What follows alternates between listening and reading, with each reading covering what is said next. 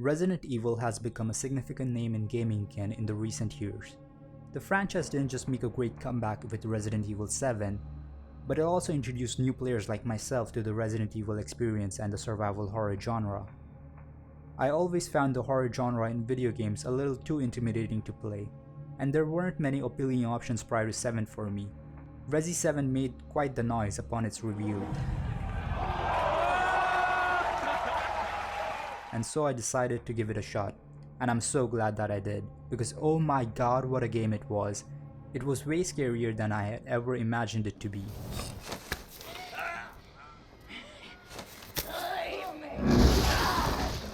The story was fascinating and filled with memorable characters. Rise and shine, sleepyhead. It's time for supper. And the level design was so satisfying. There were times when I was too scared to even push forward in this game and called it a night. But when I did manage to finish the game, there was this overwhelming feeling of satisfaction. All you want to do once you get inside that dreadful house is get out. Then you meet the family, then you fight through all the bullshit, while figuring out the layout and the puzzles of the house. So when the credits roll, it is extremely satisfying and exhilarating. Go tell and Rhodey that everybody's dead. Then all you want to do is suffer through it all over again. But the good kind of suffer. Welcome to the family, son. Hell yeah.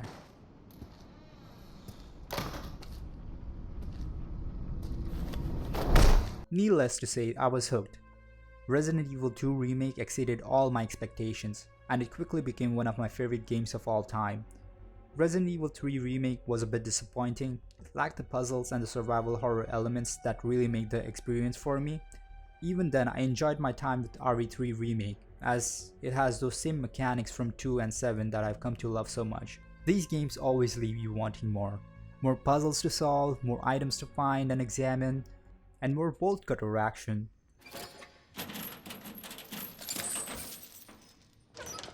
Unfortunately, it is really hard to find anything else that is similar to the Resident Evil experience today.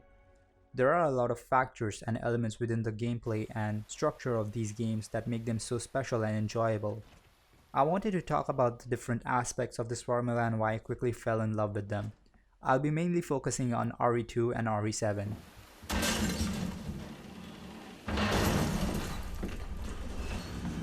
Jesus Christ! Puzzles and item collection are one of the core and most enjoyable parts of Resident Evil games for me. Finding and examining items never gets old. It is always exciting to find items within items. Mini puzzles to solve are my favorite. A prompt to transform a badge into a USB stick to unlock the most powerful weapon in the game. I know so many people who have missed this. It is hilarious.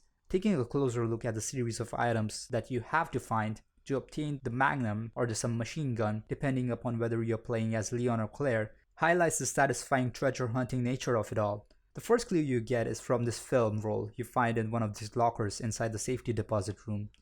When you develop this film, you get this picture of a statue holding a book and a scepter.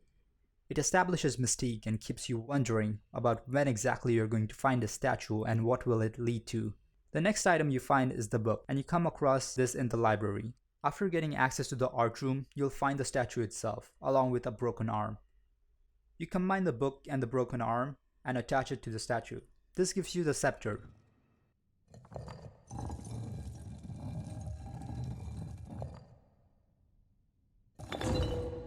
which you examine to get the red ruby.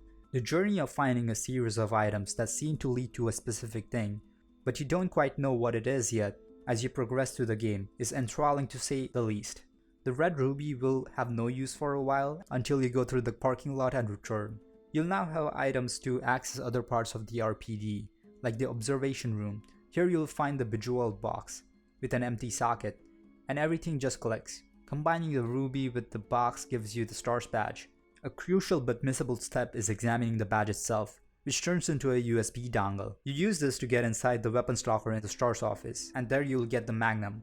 If you miss any of these steps or forget to examine the key items, you won't be able to get these special weapons. Getting all these items is by no means difficult, if you follow the path of progression and explore everything. But it makes it a highly rewarding experience for those who do put in that extra effort of exploring everything and paying close attention. There's something captivating about finding an item in the middle of all the survival and examine it to absorb its details and unravel its mysteries.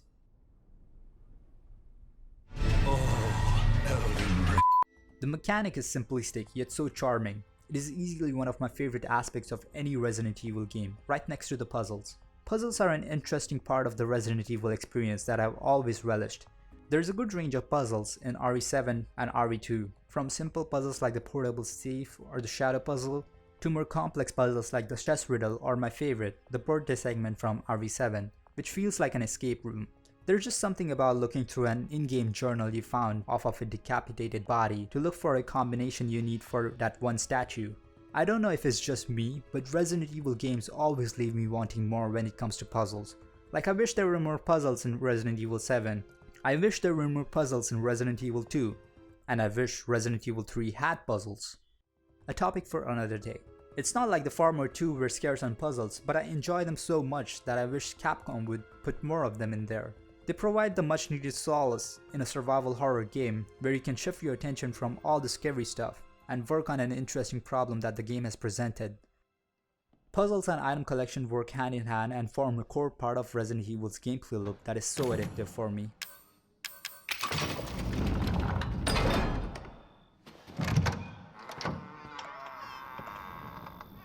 The level design in these games is also some of the best I've seen. RPD and the Baker Mansion are memorable places that you get to know thoroughly. The layout of these places never feels overwhelming, as the game eases you into learning the ins and outs. You find items like keys, cranks, and the iconic bolt cutters to unlock rooms and other parts of the map gradually. It compartmentalizes this location and slowly lets you unlock and expand them. When you first get into the RPD, the place can be quite daunting and confusing as you explore. You discover new paths and shortcuts constantly throughout the game as you progress. By the end of the RPD segment, you'll be navigating this place like it's your own house, which is extremely satisfying in a video game. It is this thoughtful level design that I've come to appreciate in Resident Evil, something that very few games do these days.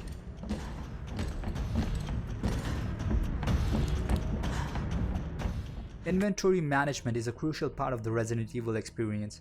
It was something that I didn't quite like when I first played Resident Evil 7, but it has quickly grown on me over the years. Your inventory is its own puzzle that you have to be quite wary of. You must make the hard decisions of what you need to carry, as space is limited. You have to anticipate space for potential key items that you're going to find on your journey, while still carrying the essentials that you need to survive. This also makes finding inventory upgrades rewarding as hell, as you truly understand the value of those extra slots. I'm so excited to play Tetris with my inventory in Resi 8. I already know that I'm going to take my sweet time micromanaging it for hours. Love it.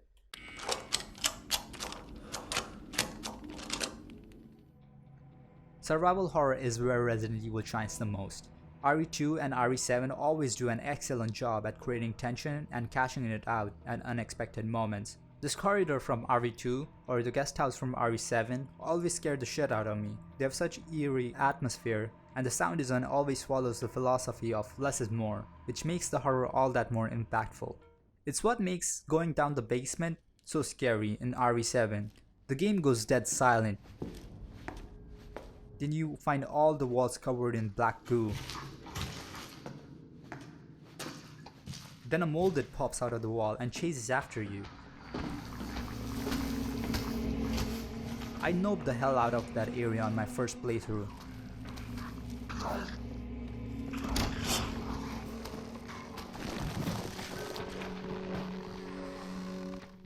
A video game inciting pure terror within me was humbling and awesome at the same time. The survival horror elements in this game are always engaging as you conserve every last bullet, scour for herbs, and try to avoid the terrifying stalkers that haunt you throughout.